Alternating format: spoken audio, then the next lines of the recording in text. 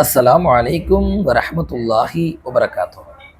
நம்முடைய உடம்புல இருக்கக்கூடிய ஒவ்வொரு உறுப்பும் நோன்பு இருக்கணும்னு சொன்னா, அப்போ ஒவ்வொரு உறுப்பும் எப்படி இருக்கணும்? பேணுதலாக இருக்கணும். அப்ப நம்முடைய கண்ணும் நம்ம கூட சேர்ந்து நோன்பு வைக்கணும்னு சொன்னா, நம்முடைய கண்ணால ஹராமாக்கப்பட்ட விஷயங்களை பார்க்கக்கூடாது. ஏன்?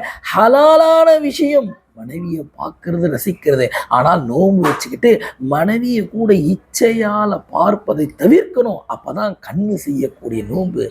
காதால எதெல்லாம் கேட்கக்கூடாதோ, சினிமாவுடைய பாடல்கள், தவறான விஷயங்கள் எதெல்லாம் கேட்கிறது ஹராமோ, அப்படிப்பட்ட விஷயங்களை காதால் கேட்காம இருந்தாதான் காது செய்யக்கூடிய நோன்பு.